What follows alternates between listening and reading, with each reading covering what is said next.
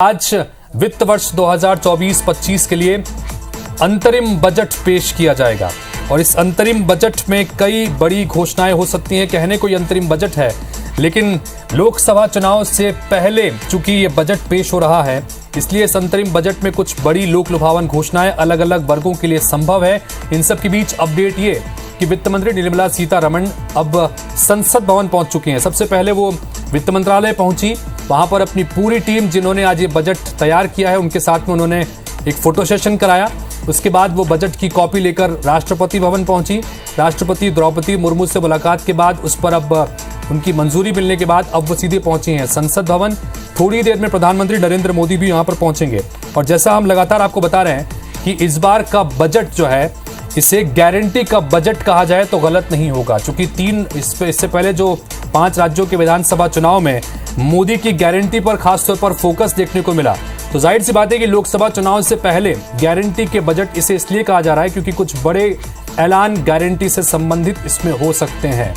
क्या हैट्रिक की तरफ आगे बढ़ने की दिशा में एक महत्वपूर्ण बजट ये साबित होगा, इस पर भी सबकी निगाहें टिकी होगी। लेकिन चूंकि निर्मला सीतारमण अपना कार्यकाल का पहला अंतरिम बजट आज पेश करने जा रही हैं, चूंकि इससे पहले जब मोदी कार्यकाल का पहला अंतरिम बजट आया था वो पीयूष गोयल ने पेश किया था। उस वक्त अरुण जेटली वित्त मंत्री हुआ करते थे, लेकिन तबीयत उनकी खराब थी, इस वजह से पीयूष गोयल ने कार्यकारी वित्त मंत्री के तौर पर उस वक्त ये बजट पेश किया था, अंतरिम बजट। और उस अंतरिम बजट में भी कुछ बड़ी घोषणाएं की गई थी, जिसमें किसान सम्मान निधि एक बड़ा ऐलान था।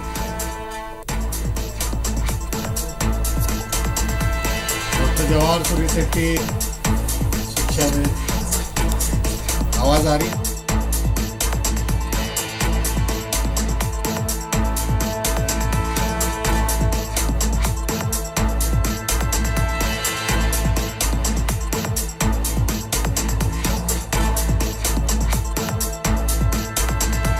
मंजूरी मिल चुकी है और अब वित्त मंत्री पहुंच चुके हैं संसद भवन में और थोड़ी देर में प्रधानमंत्री भी वहां पर पहुंचेंगे। और जिसके हम लगातार चूंकि जिक्र कर रहे थे 2019 के उस अंतरिम बजट का, जिसमें पीएम सम्मान निधि देने का एक बड़ा ऐलान किया गया था, जिसमें किसानों को सालाना 6,000 रुपए की राशि 2-2 हजार रुपए के हिसाब से देने का ऐलान किया गया था। अब यह माना जा रहा है कि इस बार के बजट में उस पीएम सम्मान निधि की राशि 6,000 से बढ़ाकर 9,000 की जा सकती है। उसके अलावा भी चूंकि जो महत्वपूर्ण ऐलान ये था कि महिलाओं को फोकस करते हुए विधानसभा के चुनाव के नतीजों को देखते हुए मध्य प्रदेश, छत्तीसगढ़ जैसे राज्यों में जहां पर महिलाओं के लिए लाडली बहना योजना लागू है, ऐसे में इस तरह की योजना पूरे देश भर में लागू हो सकती है।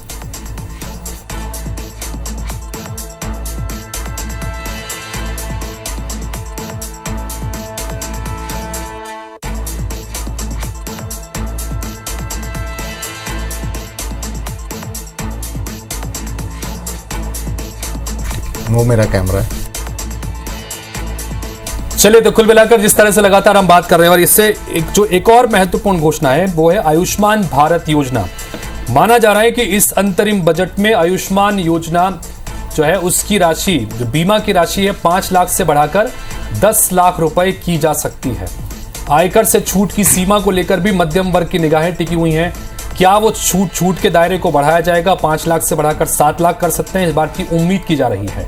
इस बीच अंतरिम बजट 2019 में जो आया था उसमें पीएम सम्मान निधि समेत पशुपालन ऋण समेत श्रम योगी मानधन योजना के तहत 3,000 रुपए मंथली पेंशन की बात की गई थी। इन सब के बीच जो लगातार हम उम्मीदों को लेकर बात कर रहे हैं, छोटे शहरों की महिला उद्यमी पर को कर्ज में छूट का ऐलान भी हो सकता है।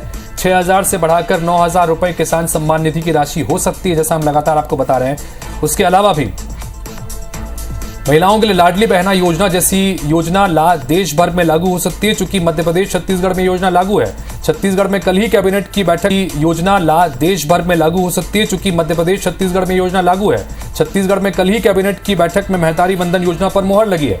ऐसे में ये जाहिर सी बात है कि 2 राज्य जहां पर बीजेपी की सरकार है वहां पर इस तरह की योजना है, तो देश भर में जब बजट पेश होगा तो आज इस तरह की योजना पूरे देश भर के लिए भी लागू हो सकती है।